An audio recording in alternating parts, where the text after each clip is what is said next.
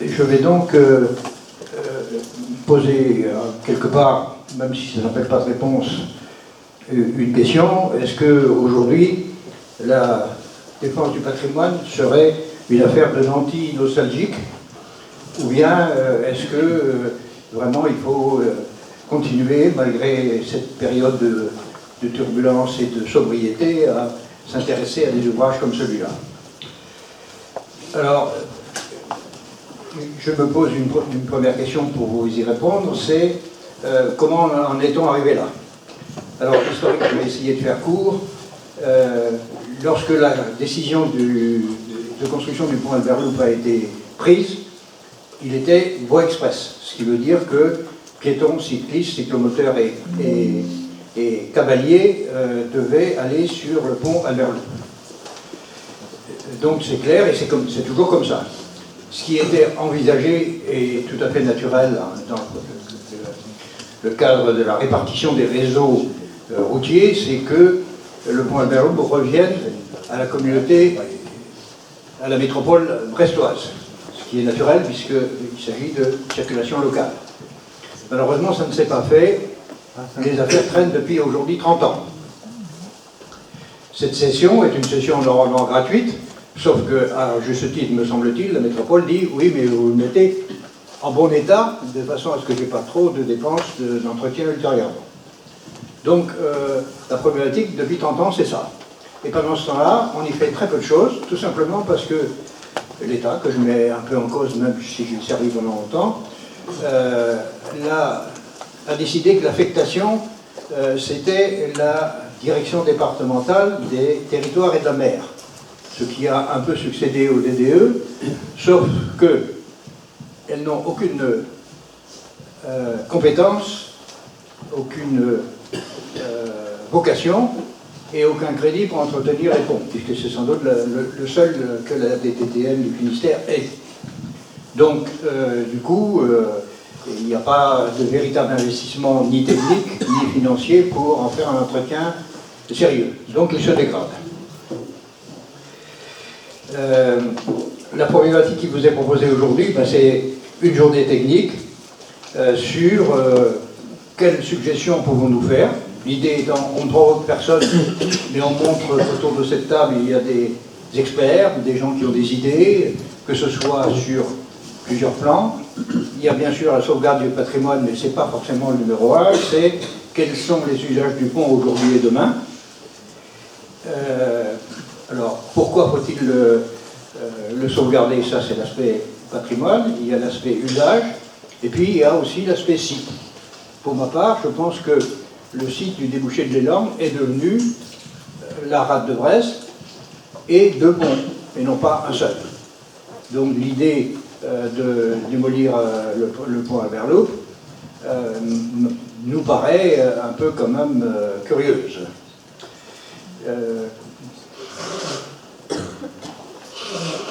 Donc il en sera débattu dans la journée, comme c'est tout à fait envisagé dans le programme que vous avez vu. Alors, que fait l'État pendant ce temps-là? Pas grand-chose, sauf le silence.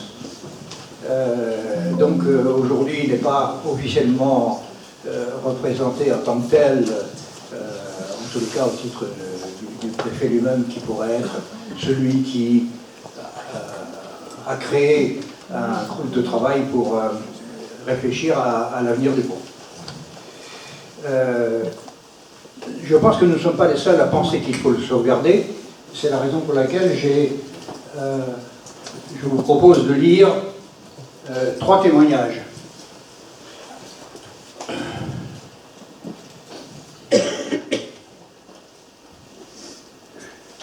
Ça vient. Oui, c'est celui-là. Voilà, je vous laisse lire et je vous fais un très très court commentaire.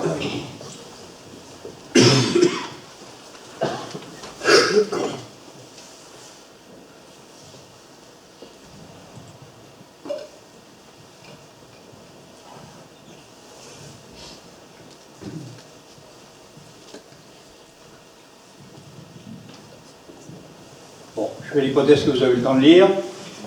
Ces 3 témoignages, l'idée c'est il y a des riverains et des usagers dont le docteur Herry est un des exemples, à titre pour illustrer. Elle prend une photo tous les jours, tous les matins, des ponts. Et elle a un site pour ça que vous pouvez aller voir.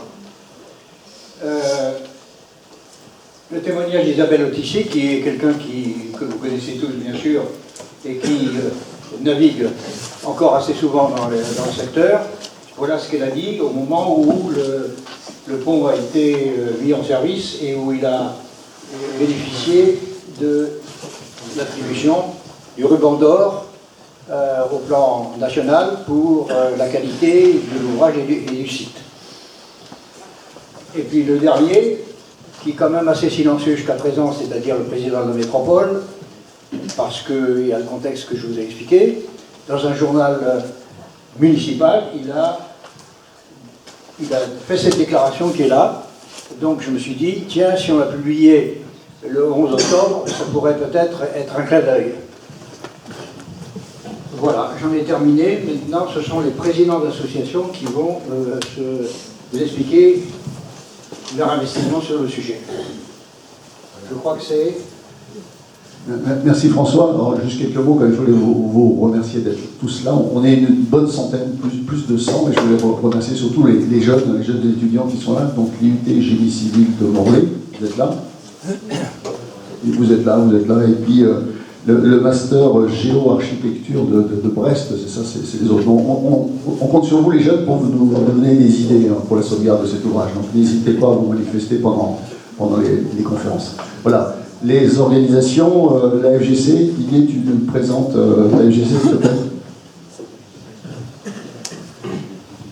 Oui, bonjour à tous, je suis Didier Brasilier, secrétaire général de l'Association française de génie civil.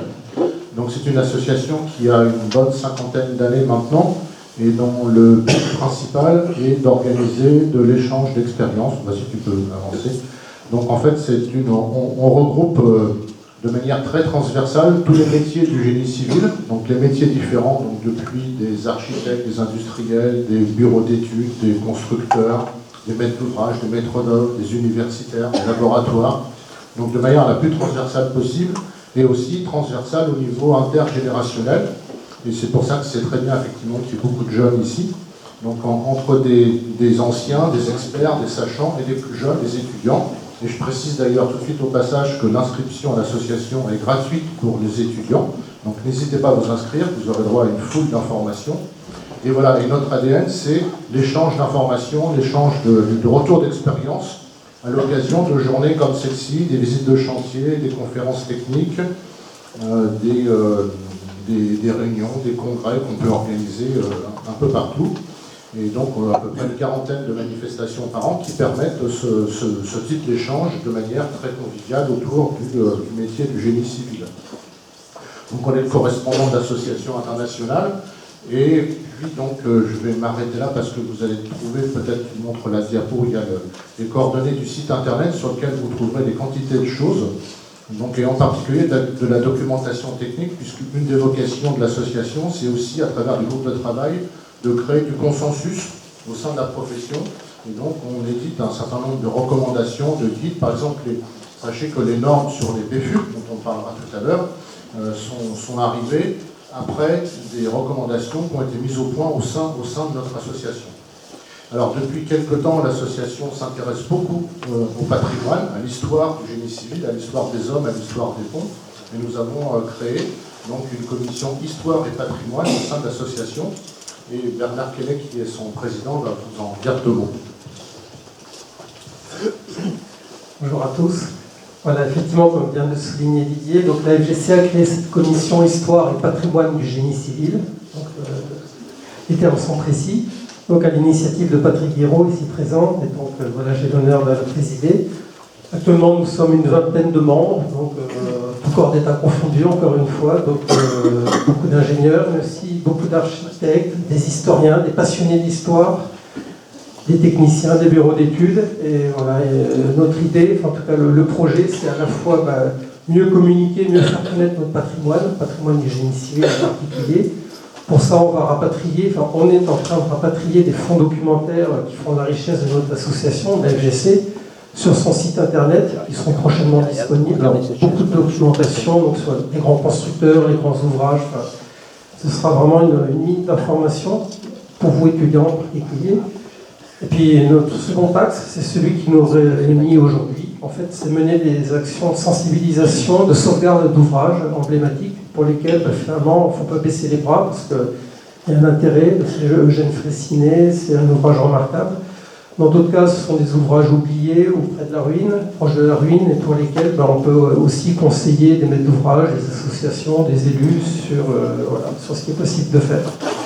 En tout cas, voilà, notre leitmotiv, c'est vraiment préserver et faire durer notre patrimoine étatique qu'il mérite. Bon, on pourra en reparler dans la journée, je reste à votre disposition, je ne veux pas monopoliser le micro, parce que je crois que le contenu est dense. Merci Bernard. Autre association qui est partenaire de cette manifestation d'aujourd'hui. Donc le local de l'étape, c'est la Maison des Quérors. C'est donc le musée, la Maison du patrimoine, qui a été créée en 1990, l'association elle-même en 87, et le musée donc en 90, pas aller trop vite. Qui succédait, alors l'association succédait à un club d'histoire locale, et ce club d'histoire locale a réussi à persuader la commune d'installer la maison dans une ancienne ferme, la ferme du Grand Quéror. Donc les buts de l'association, gérer la maison des Quérors, recueillir les témoignages et les conserver, organiser des expositions, aider les chercheurs locaux et éditer toute publication permettant une meilleure connaissance du patrimoine. Donc on fête les 32 ans en octobre de la création de cet écomusée. Les salles, donc on peut aller plus loin vers les photos. Il y a une salle qui est dédiée à la vie rurale. On a essayé de recomposer un intérieur breton, rural breton. Et puis ensuite, vous voyez un lit par exemple, ou encore un coin laiterie. Il y a une autre salle qui est dédiée à la vie maritime. Donc là, il y a différentes choses, notamment on a une demi-coque qui permet d'expliquer aux enfants des écoles comment on vivait sur les bateaux Quéror. Et on a également hérité de l'atelier de M. Hilly qui fabriquait les bateaux Quéror. Et enfin, une salle d'exposition. Là, par exemple, c'est un jour où on faisait une exposition sur le pont de l'Iroise, et on avait la maquette du pont de l'Iroise qu'on n'a pas pu malheureusement remettre aujourd'hui. Donc, parmi les activités de ce musée, il y a des promenades, comme par exemple, photo suivante, un jour pour les 30 ans du pont Albert-Lourdes, on a Jean-René, qui vous parlera tout à l'heure, a fait une explication sur le pont lui-même. Et donc, c'est pour ça qu'évidemment, nous, on tient beaucoup à ce que ce pont Albert-Lourdes soit conservé. Ou encore, ici, par exemple, une promenade sur les maisons remarquables du port de l'Elorne.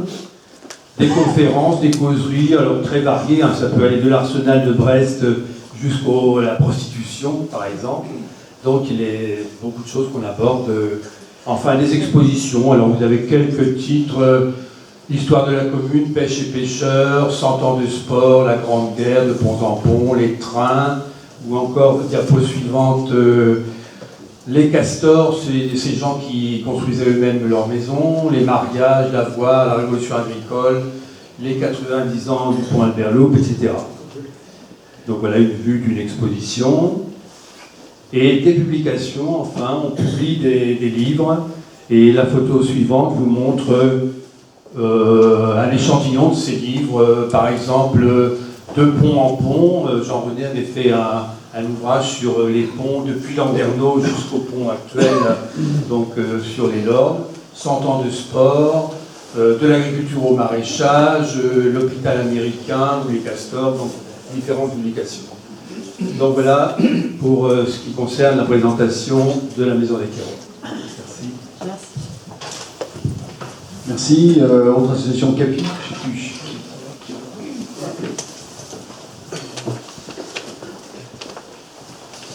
Bien, bonjour. Oui, donc la CAPI regroupe des constructeurs et des amis du bœuf. Oui. Donc la CAPI regroupe des constructeurs et des amis du pont de l'Iroise. Donc j'en suis le président. Et donc à l'époque, j'étais le subdivisionnaire qui était chargé de la construction du pont. Voilà, donc je vous souhaite à tous la bienvenue au nom de ses membres. Et je vous remercie pour votre présence. La CAPI est une association sans but lucratif qui a pour objet de diffuser les connaissances acquises à partir des études et des méthodes de construction développées lors de la construction du pont de l'Iroise. Elle a également pour objectif d'écrire et d'éditer des articles et des livres sur les connaissances scientifiques et techniques des grands ouvrages. Nous avons ainsi porté la rédaction d'un livre sur le pont de l'Iroise qui a comme sous-titre « Hommage à la rade de Brest ». Ses co-auteurs sont Françoise Sioran et Stéphane Cyr, qui sont donc enseignants-chercheurs et historiens et qui sont présents dans la salle. Quelques exemplaires de ce beau livre sont encore disponibles aux presses des ponts. Alors je ne fais pas comme sur Amazon ou sur Booking, mais dépêchez-vous, il n'en reste plus beaucoup. Voilà. Nous sommes également la mémoire vivante de cet ouvrage d'art exceptionnel, qui est la plus grande portée des ponts du réseau routier national non concédé. Et nous apportons nos connaissances aux gestionnaires pour sa maintenance lorsqu'ils nous sollicitent. Donc François Lucas a expliqué tout à l'heure que le gestionnaire du pont Albert-Loup était la DDTM. Le gestionnaire du pont d'Iroise, c'est la direction interdépartementale des routes ouest, et dont le siège est à Rennes. Voilà. Nous pouvons aussi, pour les groupes qui en font la demande, organiser des visites techniques du pont d'Iroise, donc n'hésitez pas à nous solliciter. Enfin, nous avons soutenu Françoise Sioran pour l'édition le mois dernier du livre qu'elle a écrit sur le pont Albert-Loup et qu'elle va vous présenter tout à l'heure. Enfin, avec l'association des amis de la Maison des Quérors, nous avons été les coordinateurs locaux pour l'organisation de cette journée, en équipe avec la FGC et l'association Eugène Fraissinet. Nous espérons que cette journée technique d'échange nous permettra de justifier la nécessité de sauvegarder le pont Albert-Loup.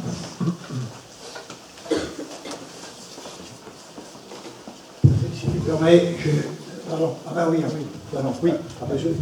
Je reviens une seconde. On oublie tout à l'heure, m'adressant aux étudiants et pourquoi pas à leurs enseignants, le génie civil des années à venir, c'est le diagnostic, la réparation, la réhabilitation. Donc, votre job de demain, ne rêvons pas sur des constructions comme on en a connu pendant les 30 Glorieuses, mais vraiment, on est sur le patrimoine, son entretien. Voilà, excusez-moi, je sais que c'est assez agréable de passer de l'un à l'autre, mais j'ai une information de dernière minute. Nous avons été prévenus que le sous-préfet viendrait à la clôture de cette journée, donc entre 12h et 13h. Il ne restera pas déjeuner avec nous, mais il viendra donc l'État et malgré tout un peu présent à notre journée. Voilà, je passe la parole à Franck Guillon qui va vous présenter l'association Eugène Fraissinet. Merci. Alors l'association Eugène Fraissinet a été fondée il y a déjà 33 ans pour honorer la mémoire de l'auteur du pont dont nous allons parler toute la journée, et aussi l'inventeur de l'après-contrainte. Elle a un autre objet, c'est de démontrer que la créativité de l'œuvre d'Eugène Fraissinet peut et doit inspirer des constructeurs d'aujourd'hui, et enfin elle vise à susciter des vocations pour les métiers de la construction chez les jeunes. Alors on est un peu pressé par le temps, donc je ne m'étends pas sur tout ce qu'a pu faire l'association Eugène Fraissinet. Elle a fait un ouvrage abondamment illustré sur la vie et l'œuvre d'Eugène Fraissinet, et on a des projets, en particulier celui de faire un film sur la vie aventureuse d'Eugène Fraissinet. Voilà, sommairement présenté l'association Eugène Fraissinet. Merci Franck. Alors cette journée, 4 associations qui l'organisent. On a aussi le soutien de 2 partenaires, le musée de la fraise et du patrimoine de Plougastel et la société d'études du Brest et du Léon, les Cahiers d'Iroise. Voilà, après toutes ces présentations, on va pouvoir passer aux choses un peu plus précises. Quelques mots sur le programme. En fait, les conférences de ce matin vont être décomposées en 3 parties. Une première partie qui sera plus historique. On va essayer de vous faire comprendre l'intérêt patrimonial de cet ouvrage et la nécessité de le sauvegarder. Ensuite, après la pause, vous aurez une partie plus technique, où là, on vous expliquera les techniques qui existent pour réparer les ouvrages en béton, des techniques pérennes, reconnues et qui fonctionnent bien. Donc, on a tous les éléments, toute la connaissance et l'expertise pour réparer cet ouvrage. Et puis ensuite, on fera un débat qui sera animé par un ancien journaliste du Moniteur, Olivier Baumann, et on essaiera de vous parler des nouveaux usages et de l'avenir de l'ouvrage. Voilà, en quelques mots, on a déjà beaucoup de retard, le programme est très riche. Je demande donc aux conférenciers d'aller le plus vite possible. Vous allez découvrir un ouvrage qui est témoin de l'excellence française en matière de conception de structure. Cet ouvrage est exceptionnel de ce côté-là, d'intelligence, d'exécution et d'économie de matière, qui étaient les trois clés ou les trois grandes lignes de Eugène Fraissinet. Voilà.